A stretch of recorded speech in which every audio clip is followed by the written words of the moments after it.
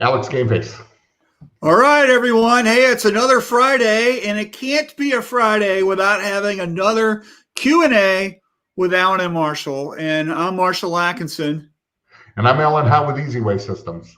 And thanks for tuning in. And before we get going, please take a minute, put your name in the comments, put your shop name, let us know where you're watching from, all that kind of stuff. We want to know who you are and what's going on.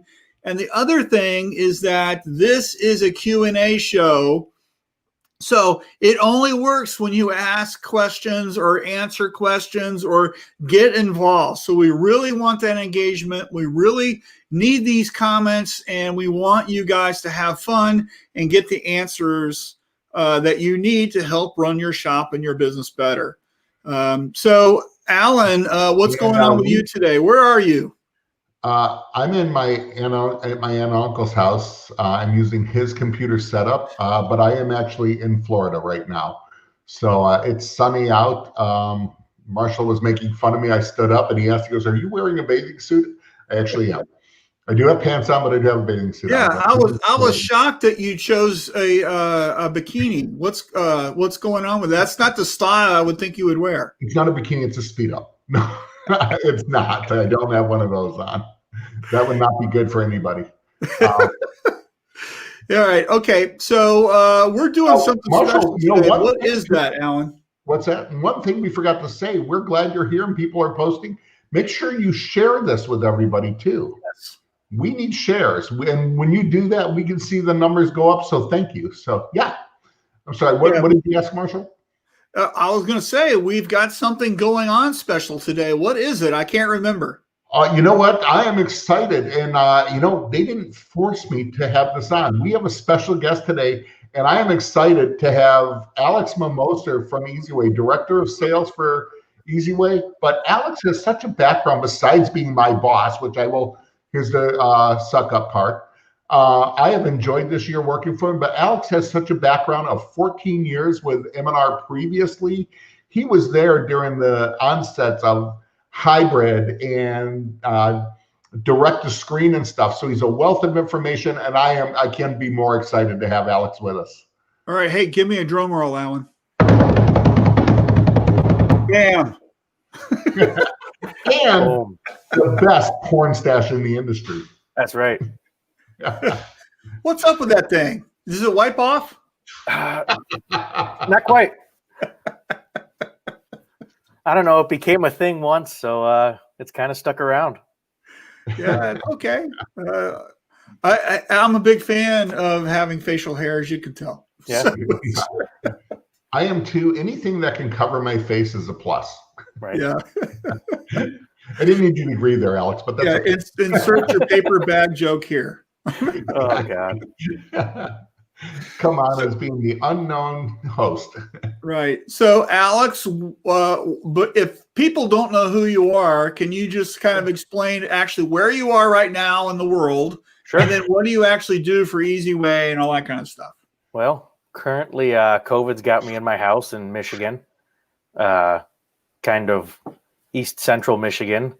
I started out the industry out of college, running a shop with my father-in-law, and that turned into, it was right near M&R. We were only about a mile away, and that kind of turned into a job with M&R over about a year of testing out their DTG because we had a DTG in-house. And years later we did CTS and hybrid, and now I transitioned over to working with Easy Way and working on auto reclaim and chemicals and stuff like that. And weren't you, if I remember an M&R video, weren't you the guy doing 400 screens in an hour? Remember that video where you burnt, you washed, reclaimed, exposed, everything all live for like an hour-long video or something? Weren't you that person? That was me. Man, that filming was absolutely ridiculous. I think it was like 95 degrees in the factory that day. And it was just, and it wasn't just like that 1 hour. We took take after take. So it was hours of working down there. So we set up like a real screen shop, obviously, everything being close together and beneficial for us, but that was the real deal. Yeah, I remember that distinctly. That was a really cool video, and I appreciate I it. think it really got a lot of people talking about possibilities, especially with process improvement and workflow in the screen room. Yep. Which a lot of shops, trust me, dearly need. Yeah. Still, even after all the years of CTS being out, I don't know when McHugh first came out with that Gerber, but we're 20, 30 years into this thing, and there's still a big need for this. Right. Absolutely. Well, cool. So let's say hello to some people just to make sure we give them a shout out. So Dave Eggers is here. Good morning. Charles is here. Good morning, Charles. Ghost is here from Uppsala, Sweden. Good morning or good evening for you, actually, right?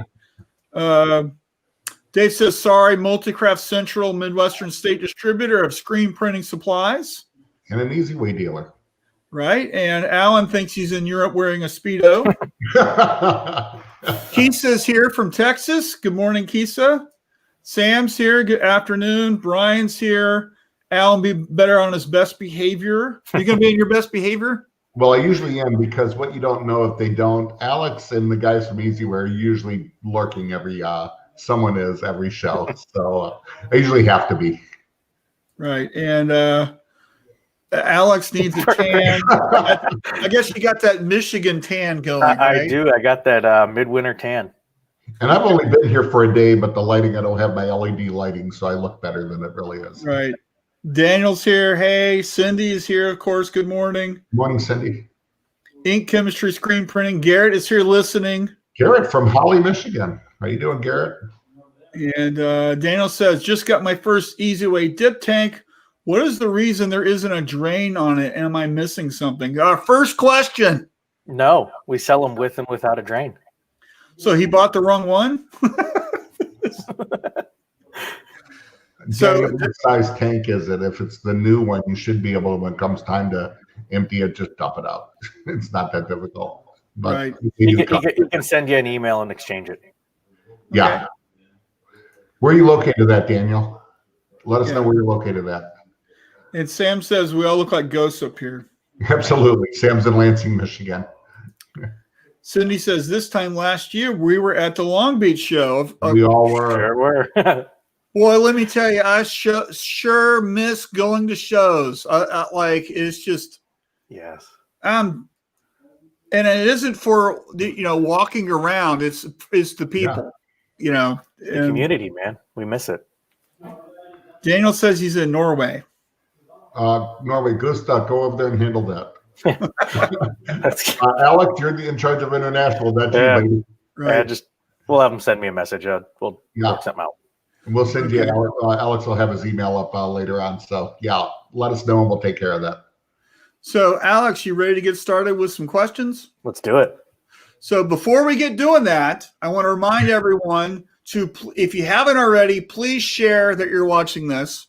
And then also, this is a Q&A show. So while we're talking, if you've got a question or you've got a comment about whatever we're talking about, get that in the comments, and that way we can have a more impactful show for you, okay?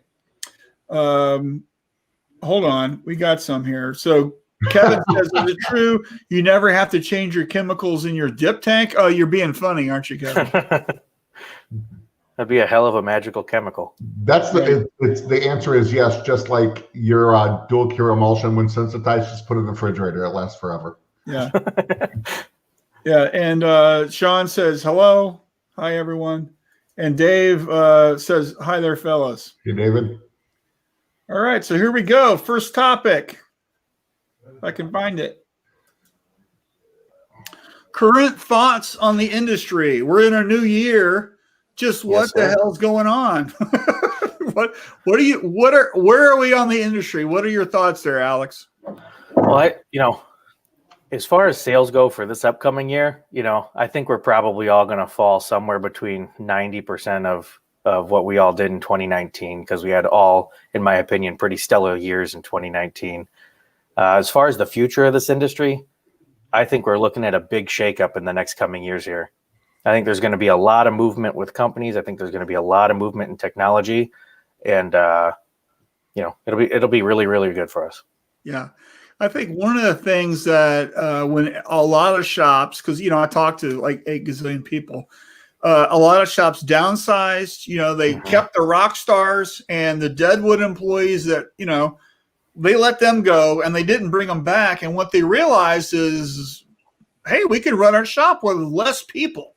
Absolutely. And I think what that taught lots of folks is, what can we do to use less people and be thinking about that? And so I think technology, anything with automation, anything where there's a tool or a gizmo or some equipment that allows you to get more done with less labor.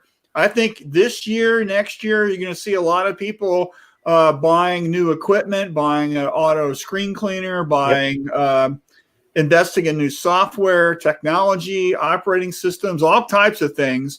What do you think about that, Alex?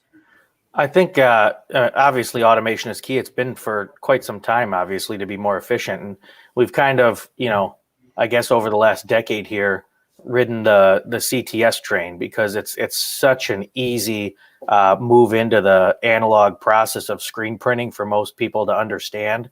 So it just goes seamlessly. Beyond that, in the coming years, I think for the mid to larger shops, they're going to start looking at an auto reclaim, an auto developer, start to integrate some stuff that they may not have before with the CTS. Mm-hmm. Yeah, exactly. Alan, any thoughts on that? Well, I think he's right. And while we've seen, the need has always been there to automate, I think with the way the economy with COVID, people are scaling down the pain. I think, as we've talked before, Marshall, I think sometimes our pain threshold is too high when business is going well, and we don't see the little bleed spots behind us. That pain point just got real high during COVID, and people are making the adjustments, and they're all saying, wow, I should have done this earlier. Whether it be auto coding, auto reclaim, a lot of DTS, things like that. Yep. Yeah. And let's not forget, we could have a minimum wage increase soon, right? Yeah, and absolutely. That's going to affect a lot of stuff in this industry. And I think, your head count for your shop, right?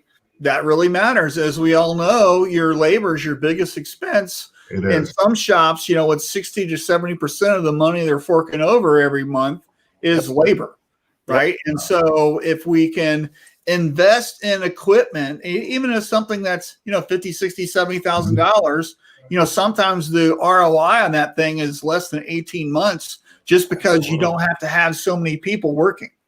Yeah, I mean, I think that people get sticker shock all the time when they look at this stuff and go, oh my God, that's that expensive. And what they fail to realize is you're already spending the money. Yep. I think a part of the industry people forget about a lot is the finishing side. That's hugely labor intensive, and automating that is absolutely going to be a necessity if that's a part of your business model going forward. Yeah, auto baggers, poly baggers, hang taggers, all that kind of stuff. A lot of these things you can get where it folds the shirt, puts the sticker on it, and bags it up all in one machine going. Yeah, and it's not a person doing each of those steps. Absolutely. Yeah, absolutely. Hey, Rick Christian, is this real or is he trying to be funny? Can you please tell me a PT photo with swing on or include shipping? Sales rep in Northeast and in the Midwest. Yeah, that's hilarious. Rick is our New England rep. He's a great guy. Yeah. So he's poking at Alex. Well, you would think that he would know the answer to that question. Exactly. He does know the answer to that question. And our buddy Dan's here. So Michigan's very well represented today. The Mitten's the place to be. I had Ray Markey on my Forward Progress show yesterday. And I think half the people watching were from Michigan. A lot of them. Yep. You got the fan base up here. Yeah, what's up with that? It's just one state. That's it. I need to work on all the other states. That's it. All the cool people and Sweden and Norway. Yeah, right. Sweden and Norway. Absolutely. Yeah, nobody's watching from Argentina. No, they're not. Not right now. So, all right. So, any other thoughts on the industry, Alex? Well, I think, who knows where the equipment shakeup's going to happen. Obviously, I think, probably going into another segment here, the technology advancements are going to be huge as far as like a DTF style printing or fabric printing, as well as the hybrid technology and stuff like that. Yeah, we're going to get into that in a minute. What do you think about trade shows, education, where people can go to find answers, how people are using their supply chain to help solve problems, that kind of stuff? Because I think right now there's a lot of information that floats out there, and I'll just be nice and say that some of it isn't as accurate as it needs to be. Absolutely. You get a lot of king of the keyboards when you get in some of these groups on Facebook and stuff. So it gets, I think as a whole, the community is spectacular, and I really appreciate it. But, it's easy to get some false information out there. I would suggest joining either groups, such as your Shirt Lab or Shirt Tribe, or, there's a lot of groups like that out there for people to join where they can get really great information. Yep, shirtlabtribe.com. We're having a special. Thanks for the segue, Alex. Absolutely. We're having a special right now. Your first month for only $1. So get signed up. We had 7 or 8 people join yesterday. So get signed up, and it's all about mentorship. There's a lot of people that are on the show right now who are Shirt Lab Tribe members. And if you're having a good experience with Shirt Lab Tribe, could you please drop a comment? Help me out. So anyway, thanks for that. Absolutely. But I think, what about trade shows? What's the story with that? Sure. I know that's kind of a third rail. Maybe we don't want to talk about it. But no, I'd be happy to. I think it's going to be a tough year for trade shows again. Long Beach, I don't have super high hopes for happening. Mostly, the government shutdowns right now are going to probably kill it. I think the first trade show that's going to happen is Atlantic City. With that being in the end of June, it's going to be a little bit. 24th through the 26th. Yeah. That's cut, right on the edge of when, the vaccines are supposed to be all out for the general public, et cetera. So we'll see how the thoughts of the general population, are towards that trade show then. We had a discussion earlier about what the trade show for the year is going to be. And for the textile industry, I think it'll be Fort Worth. I think we're all kind of in agreement with that. Yeah. It'll be the end of October. It's going to be warm out then. Hopefully everything's, mostly taken care of. We don't have any other crazy outbreaks happening. Fort Worth, by the way, is September 10th through the 12th. Oh. But that's okay. That's my bad. Historically, I thought this was an October show, but maybe I'm crazy. Printing United Alliance in Atlanta is in October. Maybe you just confused them. That is very possible. Is it Atlanta? I thought it was Orlando. Is it Orlando? I thought it was Atlanta. It's somewhere over there. Yeah, it's a southern East Coast city, so we know that. Somebody correct us. Where is that show? Somebody can look it up real quick. Somebody will know. Yeah. And then I think the other thing that's going to make Fort Worth great, one, because the weather, two, everybody should be vaccinated up, and hopefully we're behind a lot of this, as you said. Yep. But Marshall, too, I think Shirt Lab has done a great thing, you and Tom, of moving it to September, and it starts piggyback to it. So so we were doing our Shirt Lab Dallas event in March, and because of the uncertainty and what's going on with the pandemic, we decided we're doing 2 virtual events. So we're having a Shirt Lab Summit is going to be virtual, and that's going to be in March. Our Shirt Lab Chicago event is going to be all virtual and interactive. In fact, I had a great phone call today with somebody about that. So we're going to be doing some really crazy things with that. And then the Shirt Lab Dallas, we're just going to rename it Shirt Lab Fort Worth, just because we're piggybacking on the ISS Fort Worth show. So that show is Friday, Saturday, Sunday. And so our event, Shirt Lab, is going to be Monday, Tuesday. So our traditional networking event that we always have at a brewery or a bar where we do our rock, paper, scissors thing, that's going to be Sunday night. And then we're doing 2 days worth of education on Monday and Tuesday with still Jeffrey Gittimer is going to be the keynote speaker on Tuesday. And so that's just going to be just an amazing lineup. It's going to be lots of fun. And if you still feel like I just don't trust to travel. I can't go, that kind of stuff. We're going to be live streaming the whole event. So, oh, cool. I'm working on figuring all that out right now. So, you got 9 months. Yeah. So lots of work on my plate currently. Anyway, Kevin says it's going to be in Orlando. Okay. Hey, Greg's here. Good day, gentlemen.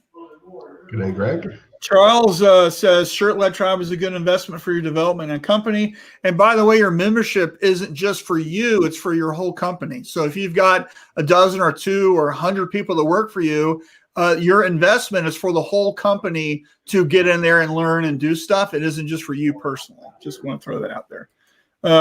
Sean says Shirt Tribe membership is worth every penny. You get exposure to some of the best people in the industry. Brian says Shirt Lab is awesome. I have several people that are on the fence. I hope the deal pushes them off. Hey, thanks, Brian. Kevin says Orlando. Greg says Fort Worth ISS is typically last week of September or first week of October. Rick says Orlando. Thanks for helping, Rick. Cindy says, looking at my handy dandy GSG calendar, Fort Worth show is September 10th to the 12th. Thanks, Cindy. There it is. Lots of people helping out. I love it. We gotta like it, yeah.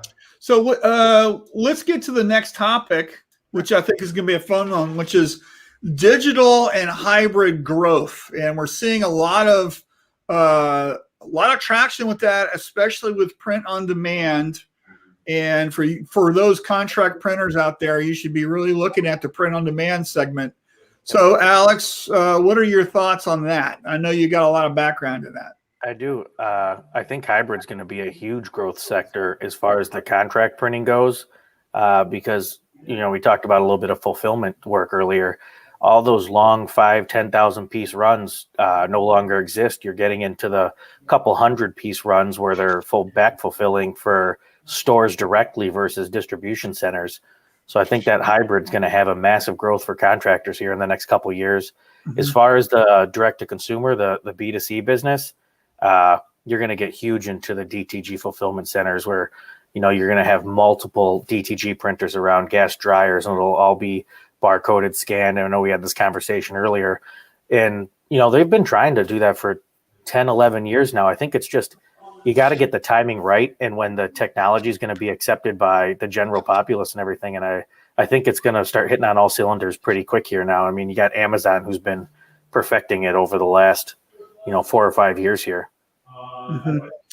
Right. And, I'm really into the print on demand kind of thought process and what people are doing. And I think if as a contract printer, if you're dealing with brands, if you're dealing where you're doing the traditional, I'm printing 1,000 shirts or 10,000 shirts and they're going to a distribution center and they're going to ship it out to all the stores.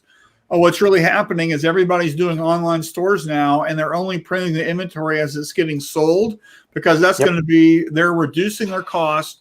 They're also maximizing the time, right? So a lot of the print on demand contractors, their service level agreement typically is about 3 business days.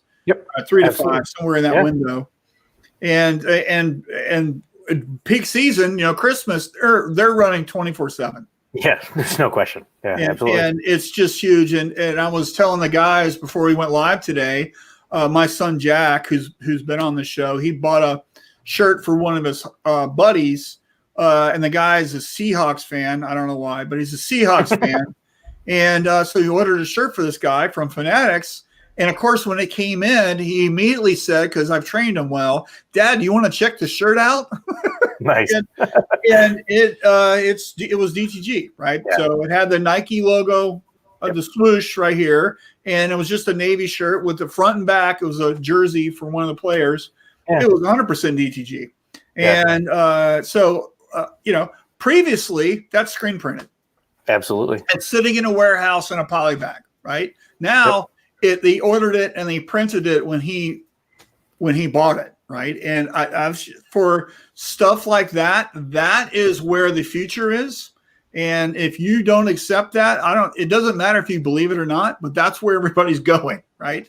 So you need to be taking a hard look at that. I mean, they've created entire new market segments with personalization and that stuff. I mean, Right. you never used to be able to buy jerseys with your name on the back and the number you pick. I mean, that's absolutely a whole new market for these guys. Yeah, and then also one of the cool things with hybrid, my favorite part of it is the variable data. Absolutely. Part of it, right? Where you could have the same underbase image, and then every single shirt at 400 an hour is different, right? I think that's probably the least utilized part of the hybrid right now too, because everyone's finding a difficult, avenue to, or they're having a difficult time selling it. It's a hard avenue to get into. It's how to explain that to the customer. It's so complicated, right? Yeah, so the right application is the perfect thing, right? Yep. So you got to build that funnel, you got to sell it. And I think that allows you to get more per decorated shirt than a lot of things, because it's easy to do it when they're all the same. But imagine the application where every single thing is different, right? And that's Absolutely. So custom, and people pay more for custom. So how do you build that, and what do you do with it? I think that's going to be really interesting to see how that plays out over time, don't you? Absolutely, 100%. Cool. So, hey, Mike's here. Good morning, Mike. Question from Greg: do hybrid inks require special chemistry, or can it be mixed into a plastisol water-based workflow? He expands on that in the next comment, Marshall. Oh, sorry, I didn't read. Hybrid underbase and binder inks are what I'm talking about. Sure. So from my understanding, and it's the water-based printers are going to have a very easy time working with the inks, because it's a water-based ink. It is different. You can't just run any water-based ink off the shelf. They do have special binders inside of those inks, specifically in the tie coats, which are the layers that adhere to the digital inks. But if you're a water-based printer already, you're going to have a pretty easy transition to hybrid. There are some developments out there to try to get plastisols to adhere to the water-based inks. But again, mixing oil and water is quite difficult. So you're going to have to use some pretty specialized binders in order to do that. Yeah, just follow Michelle Moxley on Instagram. Exactly. That's the best advice. Yeah, just follow them. Yeah. She's printing tortillas. She's printing all kinds of crazy stuff. Exactly.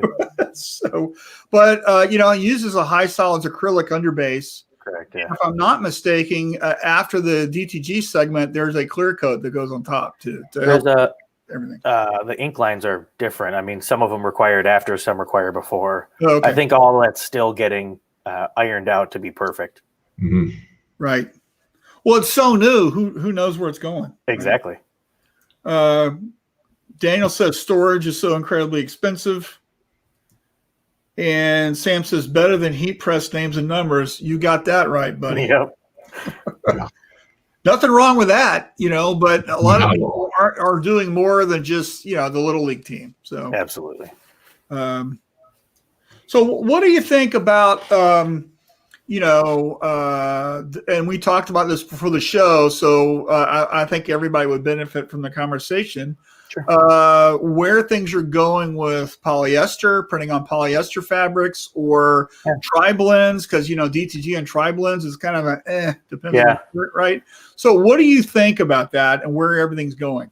There are some ink sets and pretreatments out there that allow you to print on some polyesters currently. Nothing to print on a bad maroon T-shirt yet, right? I mean, I'm not going to list any brands, but there's some pretty nasty dyed T-shirts out there. So, there's two sets to this. Once you can get a pre-treat that allows you to print on any polyester, that's the first step into getting this to be perfect. The next step is to eliminate the pre-treat, and I think we're quite a ways away from that yet. Just based on how small you have to grind the pigments, specifically the TiO2, which is white, to get through some of these inkjet heads. In order to get that to sit up on a T-shirt, you need what is a pre-treat, which actually is a chemical flash, right? Mm-hmm. And in order to get rid of that and still have the ink set up, I think we're a little bit away from that. But I have no doubt that it is absolutely being worked on right now, vigorously. Yeah, there's really smart chemists right now that are just 100%. Yep. Yeah. And those large companies, as we know, will start a project, and for a year, here's the budget for it. Let's do it. Okay, wait, we're going to shelf it for a year, and then 3 years later, they'll come back to it too. Yeah, I mean, all the time. I was fortunate enough when I was at M&R to work with a really large, well-known printer manufacturer, and they gave us a quite a large budget to design a machine with them for a year. And after a year, we were very close, and we went back to them to renew it for the next year. They said it's not in the budget, and the whole project went flat. So it's interesting to see. I think and that was 8 to 10 years ago now. Currently, you see Epson getting involved directly themselves into the DTG market now. So I think there's quite a bit more interest in it. Yeah. Too bad Peter's not on here today. He's usually on here. Yeah. Yeah. All right. So you got some comments. What the hell? Ghost says, how are you doing with your how to make recordings? Who's he asking? I don't know. Goes to who you're talking to here. I'm doing some things for Shirt Lab for that, and more stuff's coming. In fact, I asked Alan to do a couple for me.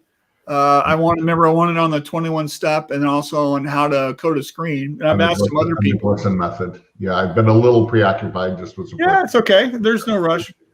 Greg says most require the creation of a sandwich of the digital inks, an underbase, and an overprint. And Daniel says, we do recently added DTG and are still playing around with it. We're losing a lot of vibrance from press curing. How important would a conveyor dryer be in DTG? It's critical. Yes. Right? So the reason you're losing your vibrancy is, of course, you're smushing down your print and you've got that Teflon sheet. I like using a heat tunnel for DTG just because it's so much easier and better, and you could be doing more with the same amount of labor. So that's what I would recommend. What do you guys think? Absolutely. If you're going to get any real production, you're going to need a tunnel. If he's doing it with a heat press now, if he has a float setting or like a hover setting for his heat press, let that sit over the garment and just heat the inks up for about a minute before he presses it. It'll start some evaporation of the water, and make sure to use parchment paper, not a Teflon sheet, and that should keep some of the vibrancy in those inks. Yeah. Well, it's been a long time since I did that, so sorry it's the wrong. but you know what I mean, right? And also 100%. it can introduce wrinkles or texture in the print also. Absolutely. Because you're using pressure and heat. 100%. I don't like a heat press for DTG, and no, long term, there's no question that is. You can start with it, but if you want any production. Yosta says easy way. So you guys are doing videos? We do. We're actually partnering up with Printavo a little bit and doing a small video series with them right now. Okay. And Greg says smooshing. That's a technical term. Yes. Yes. No, it's not. Let me correct you. Smoosh is the slang. Squash is the technical. Yeah. Squashing is the technical term. And Daniel says awesome tip. There you go. Thanks, guys. All right. So let's get into the next topic. Let me click it here, which is screen room best practices. I hope you guys know something about this. Absolutely. So where do you think, Alex, what do you think the number one thing that people don't do that they really should be doing in their screen room? What's the number one thing? Control the environment. By far. Okay. And so people listening right now, they're going, what does that mean? Yeah. So kind of get into that a little bit. Both the two main factors obviously are temperature and humidity. Those are going to be the biggest things that play into how your screen, it affects how your screen lasts on press. It affects how it exposes. It affects how it works with some of the CTS systems out there. There's so many factors that play into it that, it's really the core of everything. Yeah, okay. I think so they first off, they need to get a tool to measure it. You can buy on Amazon for about $8. Yep. They're called hygrometers. Hygrometer, yeah, I forgot the name. Thanks, Alan. And what should the humidity level be? Lower, lowest. This is a hard thing. I always got with emulsions, and Dave Dennings and I and all that have talked about it. And Kevin's on here, so Kevin, let's hear your deal. Kevin's from Chromaline. But You know, if I have to pick a number, everybody goes, well, mine's at 42. Is that good? Sure. You know what's better? 40%. You know what's better? 37. You know what's better? 32. So go low, lower, lowest, as you can on it. The goal is what's your relative humidity when you have all your screens coated in that room or cabinet, and how quickly can you evacuate all that moisture?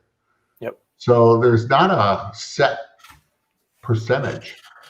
You can get them too dry a little bit, but I very rarely see people doing that. Well, I mean, obviously, if you get down into the 10s and the teens, you're going to end up with some pretty dry screens. I saw Greg throw a comment up there that says 70-30. I'm assuming he means 70 degrees F and 30% humidity. That's exactly what that would be great. Yeah, exactly. And Greg's screen room is that. I have been in there, and he does some things like with dehumidifiers. Don't put them on the floor. Set them up on the shelf, and then clean the damn screen room. Get rid of the dust, dirt, and bugs. Yep. Hey guys, how many screen rooms have you been to that look like they slaughtered a goat? Oh God, it's in that room with the emulsion just slung everywhere. Of course, it's red, right? Yep. Everywhere, and you're like, oh my God, what are you guys thinking? Yep. Right. And get rid of the box fans in the screen room. I know everyone wants to dry their screens quicker, but man, does that blow lint and dirt around, and you're just going to ruin your uncoated mesh. You're going to ruin it with the wet emulsion. I mean, all of it. I always tell people too, you know what screen printers make a ton of? And they go, garments. No, lint. Yep. And that lint is everywhere. And, it's like run a damp mop 3 times a day in your dry room, man, in your screen room. Yeah. So paint your walls with an oil-based paint so it's easy to clean. Wipe it down. Yeah. And you can just wipe it down, right? And the cleaner your screen room is, the better. And it's all about best practices. And if you're looking for a really great screen room person to manage that, you want the most anal retentive 100% you can get in there, right? Just like I want a stubborn mofo in there that's going to be handling the screen room and just do it the right way, right? Yep. If he is so OCD, when he cleans out his car, he's taking the seats out. That's your screen room manager there. That's perfect. Right. And Lon says, control the screen, control the process. Absolutely. I know he preaches that a lot. Oh, he missed a great comment from Daryl. Sorry, Daryl. Daryl says, customized software for print on demand. I believe the manager will be tying the output from the front end to fully customized software. They'll direct art files through the workflow, order writing, pre-flight proofing, pre-press tracking, and land in a proper queue. Alex, who's leading the way in our industry developing the software? I don't know who's leading the industry right now. I know a lot of people are working on it. All the systems that I've seen that have been highly successful so far have been custom built on a Linux platform by software engineers at some pretty large companies.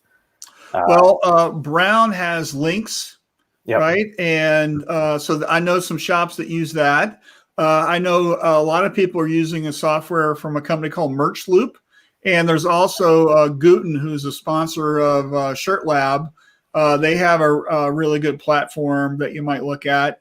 But it's really about taking that web information and automatically dumping it into your system, right? So everything has to talk together. So it's about lining all that tech up and just making it. And by the way, all of this function is completely paperless, because what you want to be doing is printing a barcode about as big as like an address label, and that goes on the shirt. And at each step in the process, we're using a scanner, and we're scanning that, and it goes out the door. And SPSI has another one. What is that called? It's SMAKE. SMAKE that they debuted in Long Beach like 2 years ago. And that was a pretty cool system, and it's all done with using hang tags, right? So you hang tag the shirts, and it's all bins and stuff, right? But but there's a lot of people doing stuff, and I think Alex is right. I mean, there's a lot of proprietary built for that company kind of stuff, and because they want it the way they want it, and so Does that answer your question, Daryl? Let me know if it doesn't. Okay. Did I miss anything? Jim underneath Daryl. Oh, yeah. Do white LEDs lights produce UV? What's the nanometer of them, Jim? It doesn't matter what the color is. Well, how do they know what bulb to use, guys? Ask. Well, those are LED lights are not bulbs. Well, you could have them, yeah. Well, you know what I'm saying. Well, how do they know what to use? I mean, white LEDs technically do produce UV, yes. It's all a relative question, though, because, I mean, is it going to produce enough UV to pre-expose a screen in the screen room by the time you use it? Generally not. But I always tell people to do the quarter test. If you put a quarter on the top screen in your screen rack, leave it on for 10 or 12 hours, however long the screen's going to be in that screen rack with the lights on for that day. If you can develop the ridges in the quarter at the end of the day, you probably got too much UV being produced in that screen room. And then I would throw some, yellow tubes over them. Safe light sleeps, yeah. Yep. Yeah. Great. And then it also depends. Some emulsions are going to expose faster or more. You get a fast exposing pure photopolymer, it's going to expose more. And also, it's not just one day, because if it's going to do that in one day and you don't use those screens and that light keeps staying on, it's going to keep absorbing energy. Absolutely. I'm like, safe light sleeves, good ones are not expensive. Invest in it, just put them on and be done with it. Why take a chance? It's cheap insurance. Yeah. Yeah. It is. So look, there's like a lag here. I'm trying to click. So Lon says in Colorado, it's 7% humidity right now. Sure. What happens? Lon, we don't care what it is outside.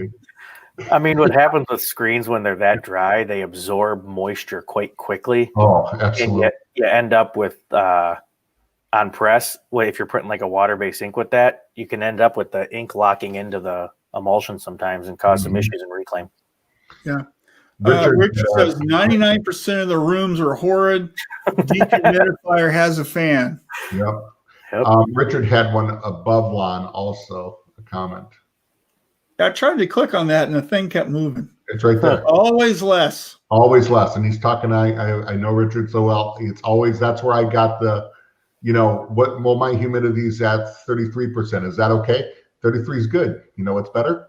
30. Yeah. So, yeah. And then Mark says, run a line off the dehumidifier to expel the water, or you have a bucket of water sitting in the screen room. Absolutely. Exactly. Yep. And don't you like the Mark, I play in a blues band look that he's got there in this that's a COVID haircut if I've ever seen one. Yeah.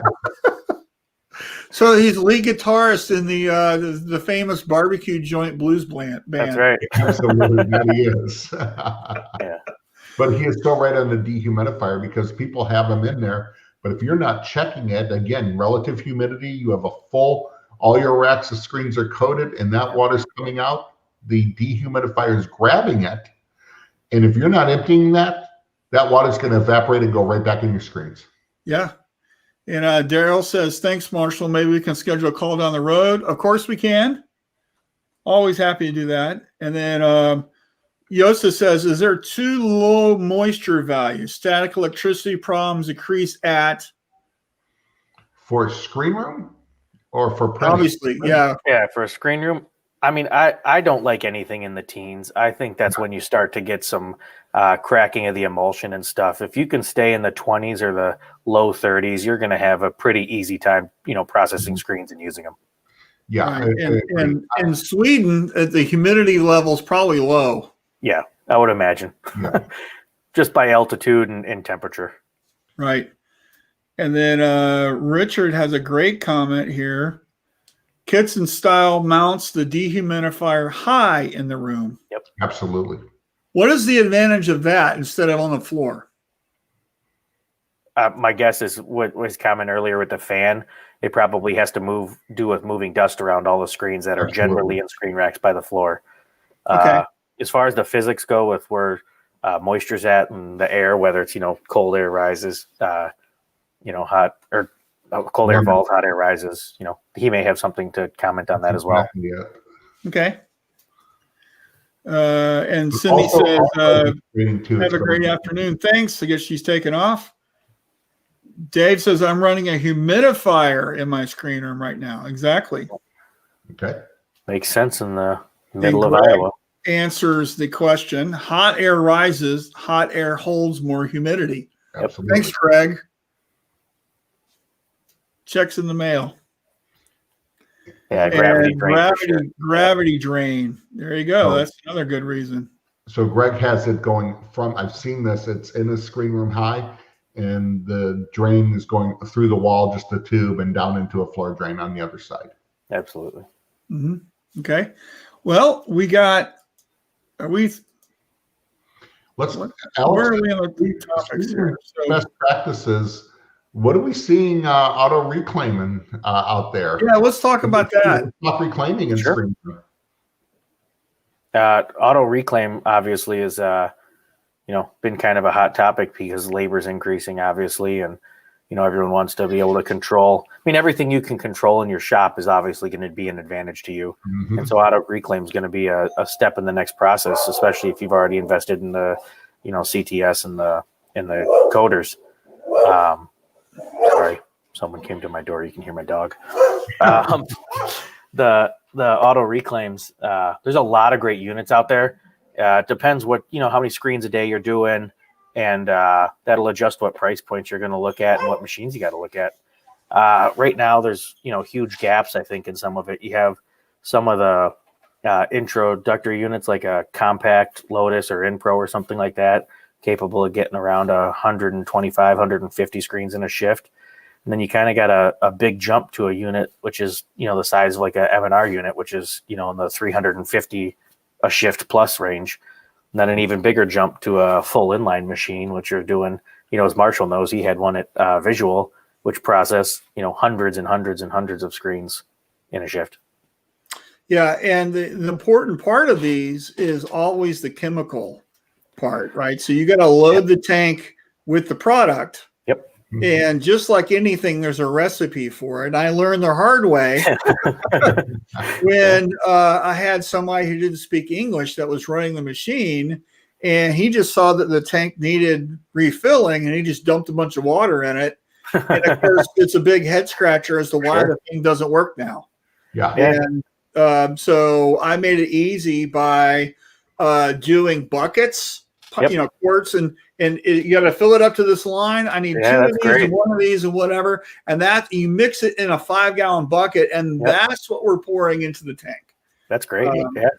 And of course, you'd use pictures. I use pictures and English and Spanish translation, and I laminated that and I taped it to the machine. So the biggest thing you hit on is the recipes, right? That's crucial.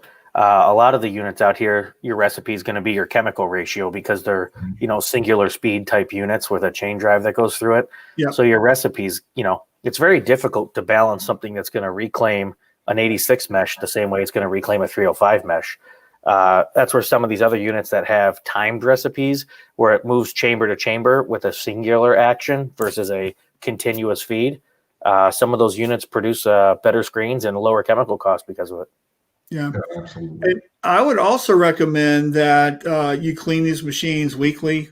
It's a Friday process. Yeah. The worst thing you can do is to get masking tape or gunk or something in the pump. Yep. I know for a reason because I had to replace the pump. Yep. And we were doing 350 screens a day. Yeah. You cannot afford to be down for a day or two while you've got pump issues. No. Absolutely. You'll never recover from that. And it's very difficult. It's a giant emergency. And so I won't go into all that, but we want to make sure that we're cleaning and doing a good process and taking care of equipment, and that's super crucial no matter what machine you're using. Right. Oh, absolutely. I think some of the auto reclaim, where you see it with the CTS and everything else, it also brings out some of the flaws that you have inside of your shop.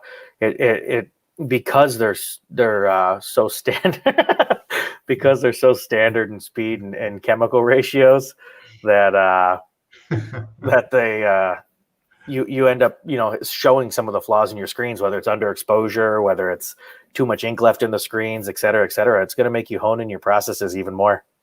Yeah. Well, and that's like you said, machines don't have eyes, so exactly when you're underexposing when you're underexposing a screen and you're reclaiming it by hand, you may not notice it's stringing out or as much. You go into auto reclaim and all of a sudden you're going, man, this machine isn't working. The chemical's not working. And you're getting these long strings of emulsion. Not only is that horrible to keep your machine clean, but that gets in the pumps and stuff. You're going to ask for all kinds of problems. So it's going to show you got to have your screen practices down to just be the most efficient on this capital purchase. Right. Nice segue into Greg's comment. Absolutely. The king of SOP. All on the machine. Yep. No question. Take pictures. Pictures are great. Take a picture of what it's supposed to look like.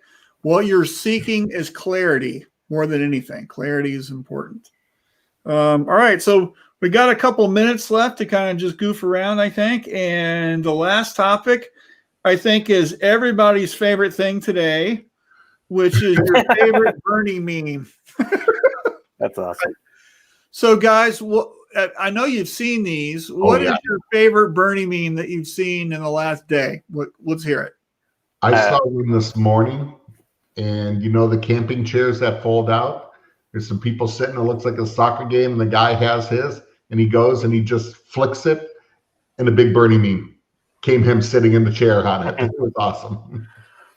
That's great. What about you, Alex? I watched a show on HBO called Succession. Yeah. And it was Bernie at the head of the table as the father, which was hilarious if you know the father of the show. Right. I watched the pilot for that, or the first episode. Yep.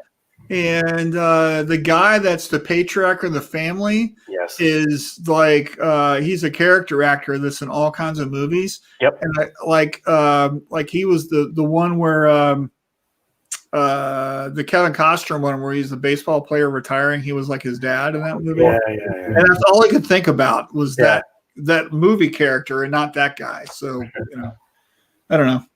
So, Greg says Bernie at Woodstock. Yeah. Right. So if you don't know what I'm talking about, Bernie was at the inauguration and everybody's all dressed up with their best coats and whatever. And he wore his, everyday Vermont best, I guess is the way to put it.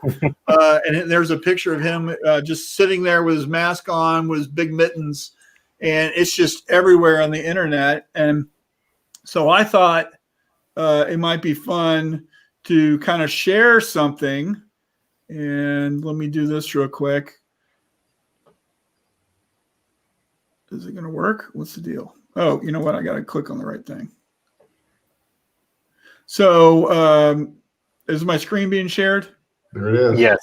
All right. So here's, I created two things on my personal Facebook page. One was a scene from the chest burster scene in Alien. And then I also made this one from Godfather. And I wanted just to show how easy it is to make these. So it's basically 2 layers, right? And then you just drop Bernie in, and there you go. And he's in the image. And then you can post this. You can make an ad for it or do something fun.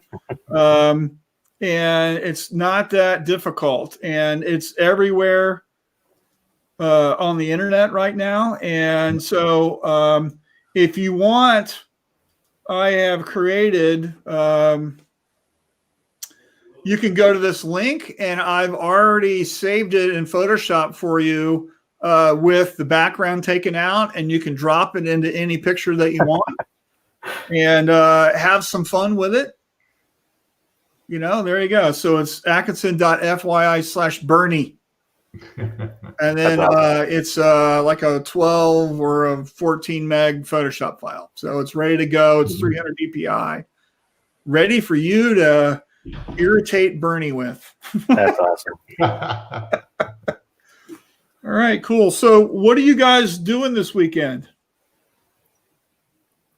I picked up a new hobby of woodworking recently. So I'm starting on a bedroom set for one of my children. Oh, that's awesome. Yeah. Cool.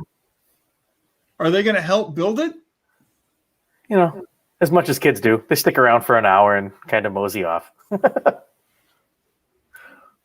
Oh, here you go. So we have some more comments here. So Sam says Sanctuary Spirits and Grand Ledge put them on their patio in the snow since that's the only place we can go until the 1st, supposedly. So those of you don't know, Michigan is shut down on indoor dining. Yeah. I may or may not been to Sanctuary with Sam. This is an old church that not only is a bar, but makes their own beer and liquor and stuff and distills cool. it. And in the bottom, there's a screen print shop. It is my favorite place in the world right now. Yeah. So it is a Sanctuary. So I might have been there with Sam once or twice. So I don't know. Bernie's sitting in the outdoor theater. That's great. And then Greg, it says in the rain and mud. I guess that was his Woodstock thing. And Jim said $1 acid, same thing. Right, yeah. And then Brian says a local insurance issue put them in their parking lot, then commented this guy was in the parking lot talking about health care for everyone. Absolutely. That's great. Funny. That's great. And Sam says, I may or may not have had a few snow beers. Considering Sam's boss is listening too. That's right. Yeah. So, all right. So, Alex, so let us close with some words of wisdom from you. So we've got the rest of the year ahead of us. Yep. So if you're watching right now, what's the one thing that you would recommend that somebody like take action on, do, change, think about, just something? What would you say to that person? I would automate a step in the process this year. Just, you're not going to be able to do everything, but pick a step and figure out a way to automate it. Absolutely. Regardless of what department, it can be anything. Doesn't matter. It could be finishing. It could be in reclaim. It could be in the screen room. It could be in how you, if you're still moving, art by thumb drive for some reason, figure out how to get a server or a Dropbox or something. Just automate a step in your process somehow. Yeah, that's fantastic. What about you, Alan? It'd be the same thing in a way. You have to look at everything, every one of your processes going into the year. How can you do it leaner? How can you do it more efficient? How can you do it more profitably? Whether that's your sales, your marketing, your production, all parts of it. Your finishing, your accounting, your billing. You have to look at that to be successful in the ever, not just because of the pandemic, but in the ever moving climate that is our world right now. So yeah, that's we have great. felt pain. That pain was already there, but during a good economy, when things are going good, we don't feel the pain points as much. Mm-hmm. Remember this. Remember the pain, people. Don't. Yeah, for me, and the automation and all that stuff I think is great. I'm going to go with the idea of having more conversations and asking people where their challenges are and where are they hurting. And right now, especially with customers, we take a lot of things for our customers for granted. We think we know what their problems are. And then what we do is we invent and we build stuff to help them. And then that might not be what they need, right? And so what I would advise people to do is to just simply pick up the phone and call your best customers up and ask them, what's going on with you? Not being salesy about it, just asking, how's your business? What's going on? Where are your problems? And find out from them what's up. And then if you've got time, ask this question. Hey, I just want to ask this one thing. Why do you do business with us? Yeah. And what you'll find is you think it's about something. And when that customer tells you it's something completely different, that's going to be an eye-opening thing. And if you have multiple customers telling you the same thing, that needs to absolutely show up in your marketing. Yeah, absolutely. So having more conversations and that engagement, I think, is really going to set you up for success for the rest of the year and not assuming things. So, all right, great. So we got some last minute comments. So Sam says, got to take care of the bartenders. He's talking about David says, yes, and it's an excellent place. Everybody knows about this place. It's a Michigan thing. Have you been there yet, Alex? I have not. We have to go. I need to come to Michigan. I need to come to Michigan just to hang out with you guys. Yeah, baby. Welcome all the time. Good stuff. Thank you, Lon. Screen printing 101 for everyone. Got to get the foundation built right. Yep. Absolutely. And Dave says, White Rabbit playing on the production floor right now. There you go. That's timing. Alex, if someone wants to get a hold of you to complain about, say, Rick Christian, who is on here, how would they do that? Just get a hold of me by my email, alex@easyway.com. And they can always go to easyway.com and see anything you have. That's it. Or I have. Right. Well, hey, thanks everyone for tuning in today. We appreciate you. Thank you so much. And we will talk to you guys later. Have a great weekend. See you. Thanks a lot, everyone. Alex, don't go anywhere.